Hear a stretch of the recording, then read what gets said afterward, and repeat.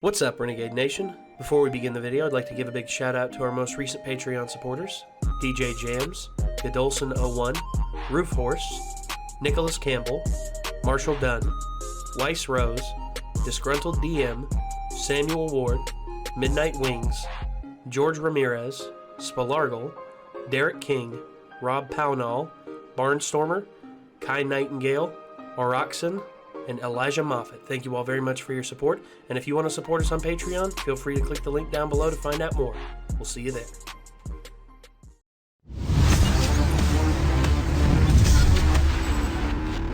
We got us a pupper joining us. For those of you who've been tuning into our live stream on Wednesday, you'll have noticed a certain pupper, a certain doggo by the name of Shorty, aptly named because of his very, very short legs and his very, very, like, big pit bull head. Yeah. He's half basset hound, half pit bull. Yeah. He's pretty much crazy. He's pretty much got a basset hound head and body, but his legs are all basset hound, like super short. You got a big pit bull noggin, don't you? Oh, he does. Look at him. Look at him. Oh, look at that big old boy. He wants the White Claw. He does. We were talking earlier about what it would be like to see Shorty drunk. A disaster. It would be. He'd break a bunch of shit. He would go all over the place and start barfing all over the house. He's pretty feisty, as it is. Yeah, so we don't need to add alcohol to that mix. But thank God he's being pretty chill right now. Oh, yeah, he's chilled out. Guarantee he's going to let one rip right on me. Yeah. He's just going to rip a fat one right in my face, and I'm not going to have any choice but to just go, so anyway, as I was saying. His anus is a festering fart factory. Festering fart factory. It Love is. that alliteration, dude. You're welcome. You're welcome, world. And also, him sporting the White Claw Outlaw t-shirt, as you can see there. Hey. SOM Live 505 represent. Yep, got to represent all you wrestling somehow. fans. Oh, yeah. So, we're, what you doing? What you doing? I think he saw a gnat. Yeah. He tries to eat all bugs that come within his... Well, there was a spider over there last night. Oh, God. So hopefully it won't rear its ugly head. Next thing you know, he gets bit on the tongue, and then he goes... He'd be crying like a bitch. I can imagine. I would What too a if I good got boy. bit on the tongue by a spider. Yeah. Depends on the spider, too. Got bit right here one time. It left a permanent scar. Yeah, left a hole. It put a hole in my arm about that big around. Thought it was a brown recluse, but it was something else. Not sure what it was, but I don't want to get bit by it again. But speaking of being bit by something, apparently some of the people in the audience out there are bit by a nostalgia critic bug, and especially like his old videos, because we went and we did a recap of the Nicktoons. You know, we got to see some of our old favorites and everything, get Chad's thoughts on them and all that. And now we head to SNICK, late night Nickelodeon. I remember Nickelodeon. It did Nick at Night for a long time. Yeah. I'm not sure. I haven't watched Nickelodeon in a long time. I'm not sure if they went like full 24-hour cartoon. I haven't watched cable TV in a real long time. Me neither. And I think maybe that's a benefit, dude, because I think we're better for it. Well, I mean, I find whatever I want and I watch it without commercials, and just that's the way it is. You know, Oh, yeah. So. Oh, yeah. So we're going to tune into Doug's little SNICK video here and see what the hell's up. Here we go. I'm just kidding. Just a rib on Doug for his last video that we watched. You know, Doug, he's kind of funny. Doug Yeah. funny. Yeah. I can't wait to meet his best friend Skeeter and his girlfriend Patty Mayonnaise. He ain't got no girlfriend. No, he's got a wife. And I wonder if her name's Patty. I'm not sure. I really don't know. I know Doug's married, but I don't know his wife's name. Maybe that's a good thing. All right, so here we go, ladies and gentlemen. This is the Nostalgia Critic, SNICK. Hello, I'm the Nostalgia Critic. I remember it so you don't have to. Hey kids, it's Saturday night! Hooray! School is out! Hooray! The night is young! Hooray! All your friends are free! Hooray! Nickelodeon's got you covered. For every Saturday night, Nickelodeon was kind enough to give us SNICK. SNICK was a gathering of some of Nickelodeon's most popular shows, along with a few new ones, that would air every single Saturday night. Their symbol was an orange pouch that was so tacky for any homeowner to take in that they left it outside. Now, I've already talked about some of these shows, like Ren and Stimpy, Rugrats, and Clarissa Explains It All, but there were a lot of other shows that were thrown into the mix, too. Shows that, once again, helped Nickelodeon get its identity. So let's start with one of Nickelodeon's biggest Let's start with this. Roundhouse. Roundhouse was a sketch show that was kind of like that improv group you've seen that isn't really funny, but God knows they're trying. Oh my God. It was pretty much kids who performed in front of a live audience with no real sets, very few props, and practically no costumes. We were supposed to imagine all those. Like, imagine that I have a remote control. Now imagine that I'm changing the channel. Oh wait, I don't. That's why we have concrete matter. Use it! They would perform sketches, musical numbers, and all sorts of other crap while trying to somehow convey a message. Hi, I'm Mac McMurray. Try saying that 3 times real fast. Mac McMurray, Mac McMurray, Mac McMurray. You see, I can't even say it, and it's my own dang name. Remember those lame self-esteem groups that would come to your school, do some sketches, and actually make you want to return to your class? Yeah. Just imagine that in prime time. In fact, some of these sketches actually seem a little risque for a kid's show. Like, they actually use the word hell a few times. Hell! Bat out of hell! Hell! And how about this bit about looking at a girl's breasts? Really? You're gonna talk about girls' breasts? Why can't I get a guy to look me in the eye? I've got brains. I've got charm. I've got huge problems. Don't despair because they stare at your pear. Try the Crush Your Eyes broad from PlaySpecs. Hey, Four Eyes, what do you say we go get a milkshake and just talk? That's right. If only women had breasts on their eyes, then we would pay attention to them. This show would go by so fast that it was actually kind of hard to tell if what you just watched was funny or not. Like, watch this sketch about a game show on bullying. I'll take kidney punches for the heck of it. Oh! Indian burns because I can. Ah! And purple nurples. Oh, Dick! Looks like you need to think of something fast. In that case, I'll try running like a bat out of hell for 1,000, Bill.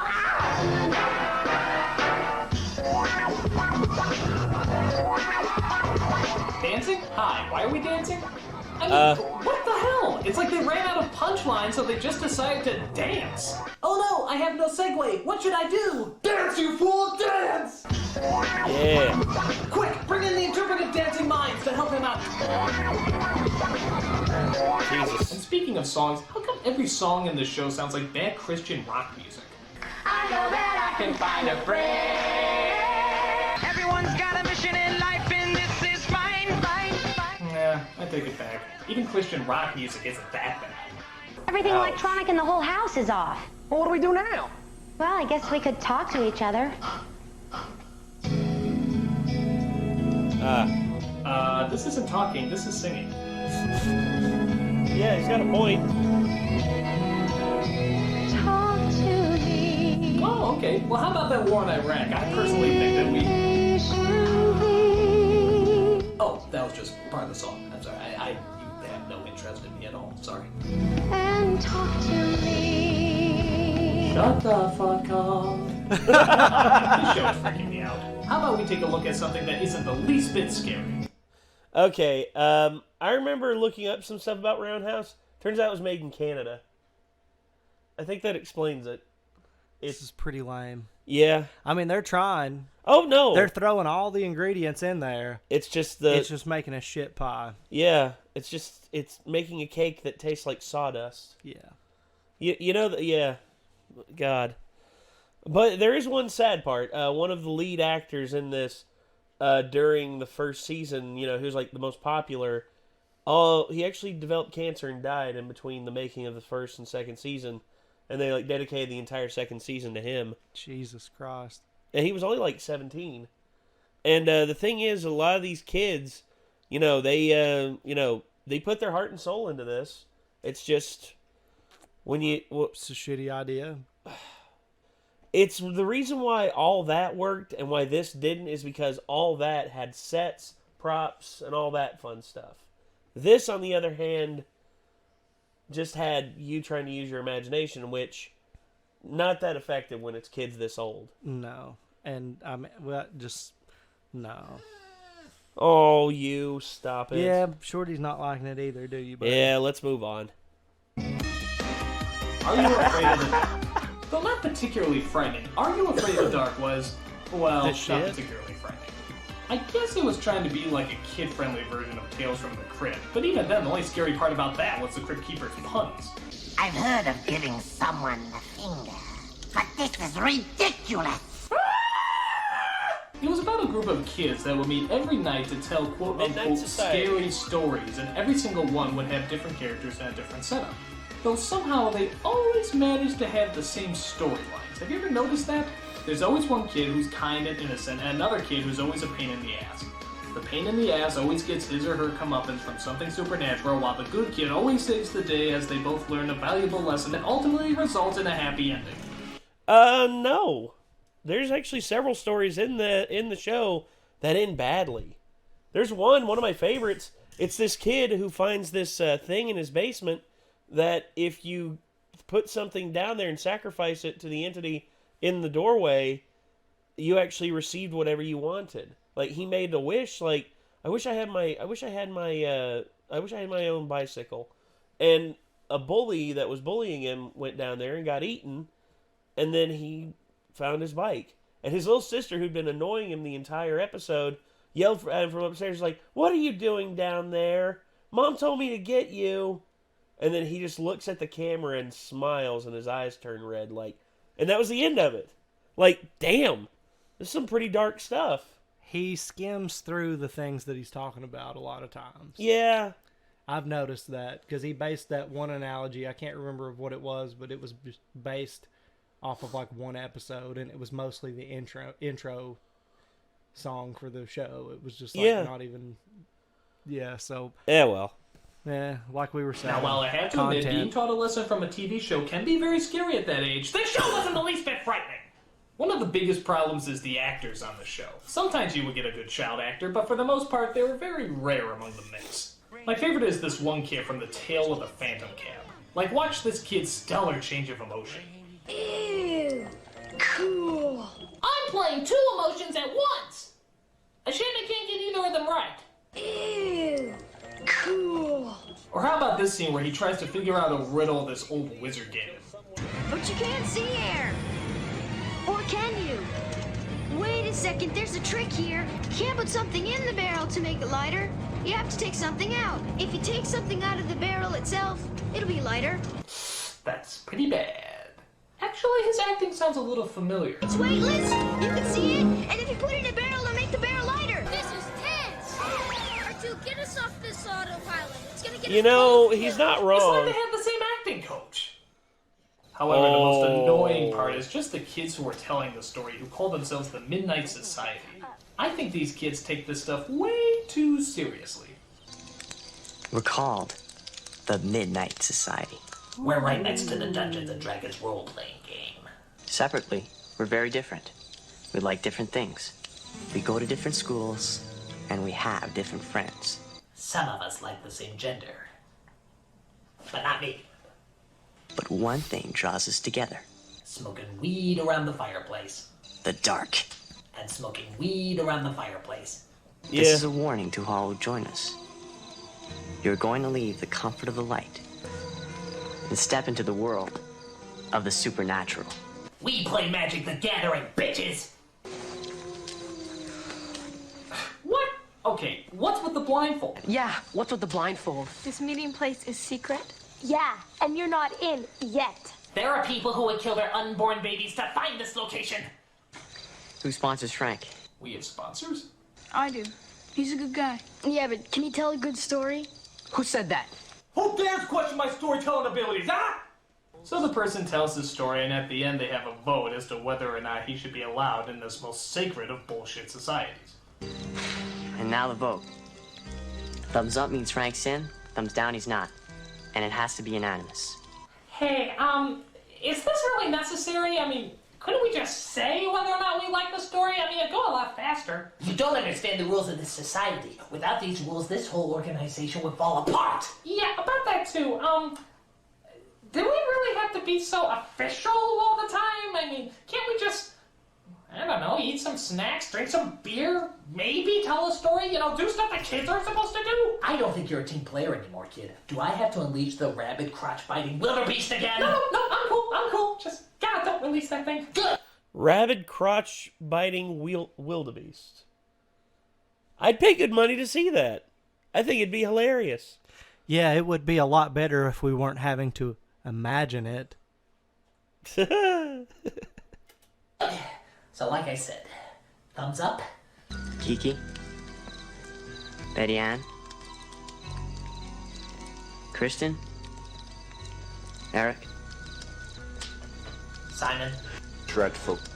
I also like the fact that before every story they throw magic dust in the fire that somehow makes the title appear. I guess it's just magic credit dust or something. It's coffee I creamer. always thought that stuff was cocaine, and that's why the kids kept coming back all the time.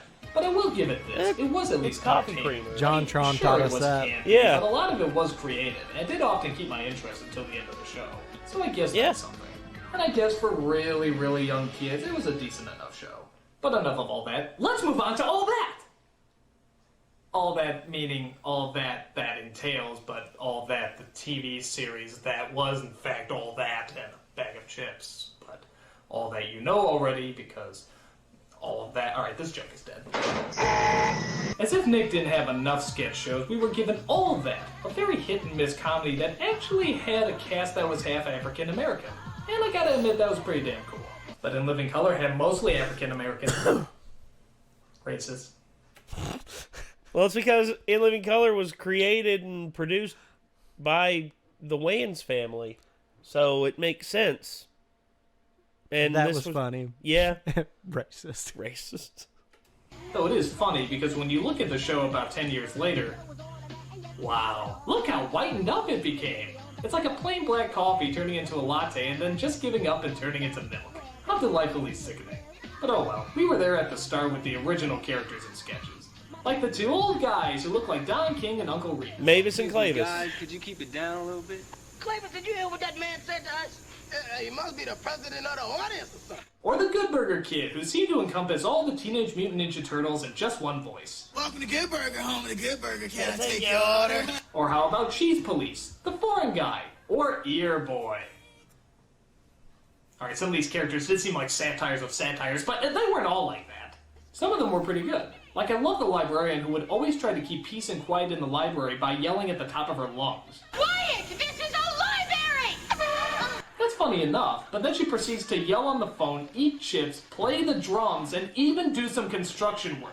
That's actually pretty funny. It's hilarious. I also like learning French with Pierre, where he taught you phrases that made you sound like you have no idea how to speak French. Plus, you have to give them credit on the best Ross Perot impression ever done in the history of comedy, performed by a little girl with rubber ears. You let me finish. Am I eucalyptus tree or can't I finish? Right on the crooked prosthetic nose. I got $4 billion, so listen up. Wow, right down to the fact that he thinks he actually has money. How delightfully perceptive. And speaking of impressions, here's a weird little coincidence. Kenan Thompson, who would go on to do Bill Cosby on Saturday Night Live, is actually doing Bill Cosby here as a little kid. Then you go grab a permanent marker and proceed to write her name on the forehead. He grew into it. Knowing what we know now about Bill Cosby, I hope that's not true for Kenan Thompson's sake, because I love Kenan Thompson. He's one of my favorite. He did not grow completely into it. I hope not. Serving up Quaalude pudding and all pudding pops and all that shit. Oh God! All right, back to it. Now, like I said, this show was hit and miss, so there were certainly a lot of sketches that weren't that funny too. Like, I never thought the Vital Information sketch was funny, but obviously the writers thought it was, because they used it all the friggin' time. If you're standing in a line, it's rude to keep turning to the person behind you and saying, I'm in front of you, I'm still in front of you, I am! Here's another one. When writing a sketch, don't assume that things are funny because you scream it, because it's not. If little Miss Muffet sits on your tuffet, say, hey, Miss Muffet, get your butt off my tuffet!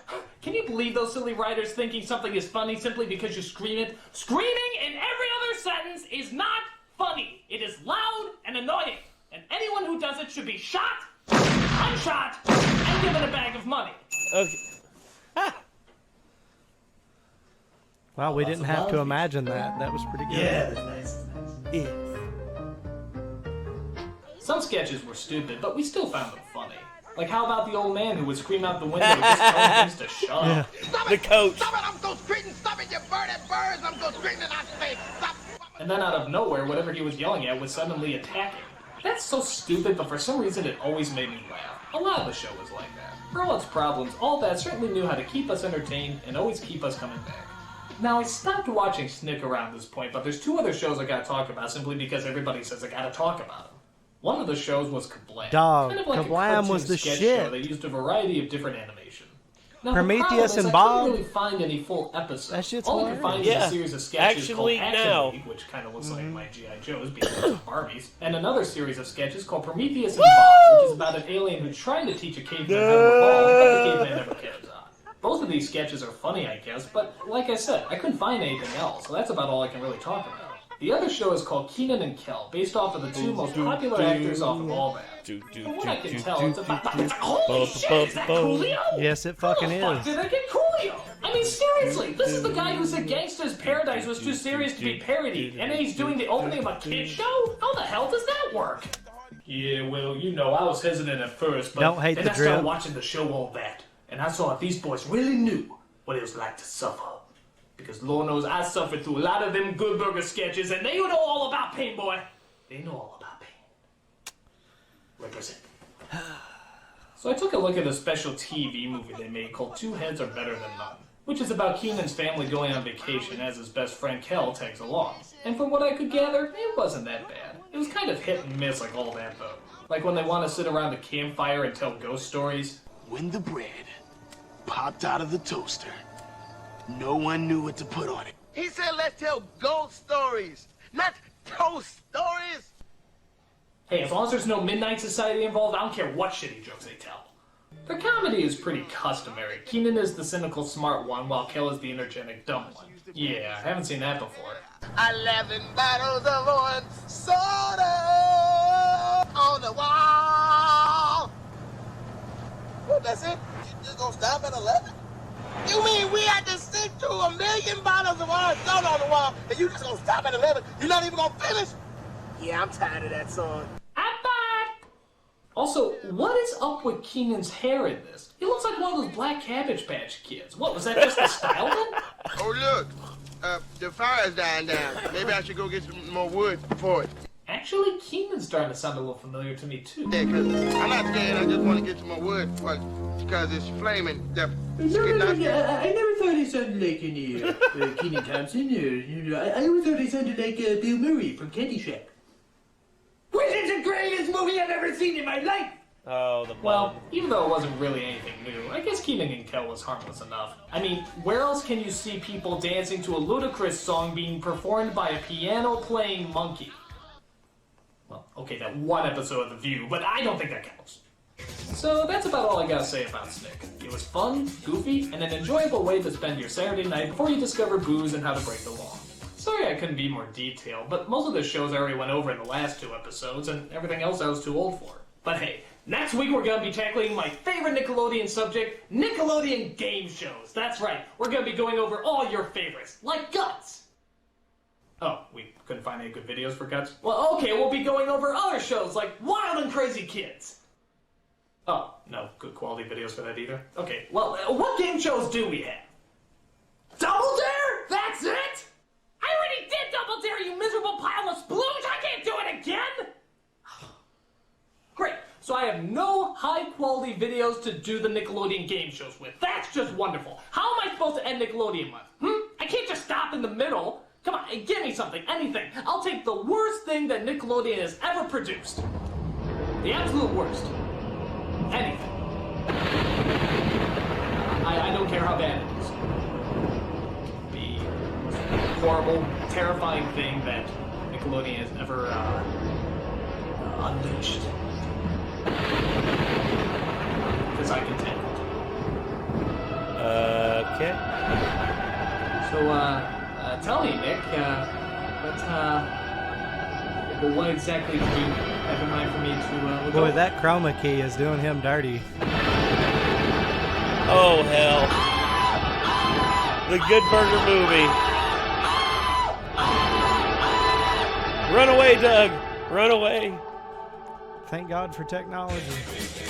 Yeah, that chroma key. It was jacking up on him with that smoke. It was. And I could tell that they had switched like the background. I could too. Yeah. Like switched from a green screen to his regular. But dude, I was gonna say Mark Summers. Yeah. The guy from what was it, Slime Time Live? Yep, and Double Dare. And Double Dare. He is the producer for Restaurant Impossible. Really? He's on that show all the time. I remembered a long time ago hearing about like he had a very bad accident. Yeah. And you know, it pretty much ended his career on television. But I'm glad to hear that he's a producer. He's on the show all the time, like helping them up, helping yeah. them work up the surprises where they surprise the restaurant owners and stuff. Yeah. Yeah, he's on there all the time. That's awesome. Yeah. You remember? Actually, I don't know if it was if you and I were old enough to remember this or not, but I remember seeing a clip of when he was on a late night talk show with Burt Reynolds. Was he a comedian? Yeah. Or no. He was a guest on there. Oh, okay. He was a guest on there, and he was on there with Burt Reynolds, and him and Burt Reynolds got into it. Really? Well, legit. I mean, like all of a sudden, like Burt was taking jabs at this at Mark, you know, because he was a kids game show host and something like that, and Mark took a swipe back at him by making fun of Burt Reynolds' marriage that just fell apart, and Burt Reynolds then took his little mug of water. Oh, he throws dumped it in Mark Summers' lap. Now and I then remember Mark that. Summers tries to do the same to him, and Burt slaps it back, and like the mug hits Mark in the face and like chips one of his teeth. And then after that, they settled it all with a big pie fight, like a pie throwing. Yeah, I remember. Thing at each other. And then they were like hitting each other really hard with the pies. Yeah, and then at the end, Burt Reynolds gave him a hug and said, they gave each other hugs, and Burt Reynolds said, "If it were anyone else, I'd have fucking killed you." And I'm like, damn. Okay. That's dark. How, like, you just pulled that from the dark recesses of my mind. Like, that was way back there somewhere. Yeah. It's amazing There's how that just shit so works. much weird, interesting shit that has gone on. It's, like, hard to remember it all. Yeah. Somebody's turned into a sleepy little baby. Oh, the big boy. Look at it. Oh, look at that boy. He was hiding behind the video this whole time. Yeah, he was. It was just like, I don't exist. That's why I tried to move him over here.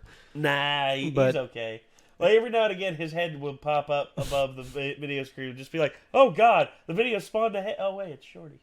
Yeah. He just wants to be here where we can both pet him. Yeah. He's a little poochie boy. Look at him. He's so cute. But, yeah, so I knew a bunch of that shit. I didn't know it was SNICK. Like, to me, like, back in the day, I didn't care how they segmented their time slots on their channels. It was just Nickelodeon, and I didn't give a shit. Yeah. You know? Well, yeah. The only one I really noticed changing things up so much was Toonami. Oh, yeah. That's the one that I was just like, oh, and Nick at Night. I mean, that one was pretty... Nick at Night was drastic change, too. For me, you know, as I got older, you know, whenever Toonami became Magoozy, you remember that? I mean, I remember not ever watching it again because of that. Yeah, same here. And then, of course, Adult Swim, which started playing anime and everything. I'm like, so this is my new jam. Yeah. And then back in like 2012 or 2013, they were just like, oh, hey, Toonami's back on, but only for one night. And I'm like, you evil bastards, I hate you. Why are you torturing me like Cock this? tease. Oh, God. And now it's back permanently. Thank goodness. Toonami Aftermath, dude. Yep. Somebody in the comments, I can't remember who it was, mentioned Toonami Aftermath, and that shit has been... I've been playing it. Yeah, I mean, it's just really cool. I even, like, started an account on there and a part of the community and can chat with them and stuff on there. But Shit, yeah.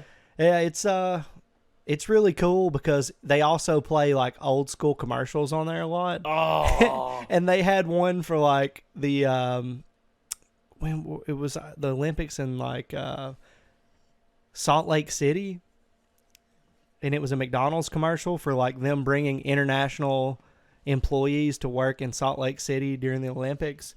So it was people trying to order at McDonald's, and they were like, "Por qué?"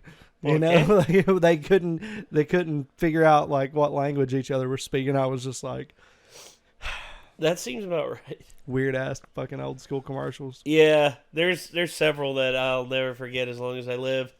The one, the Rattle Me Bones. You remember that one? Yeah. The pirate wheel. And Crossfire. You get caught up in the Crossfire. Which we actually have that game right over there. Yeah, we definitely need to play that shit. Yes, we do. So, God mercy. I feel old now. Thanks for making me feel old, Nate, Doug. This is reality. I know. You I'm are almost old. 32. You are old. I'm almost 32, man, and it sucks. Oh, God. All right, well, we're going to get out of here before it gets any more crazy. So, thanks again, everyone, for tuning in. And I guess until next time, signing off, I'm Nate. I'm Chad. And this Shorty. This Shorty. And we will see you later, everybody. Peace out.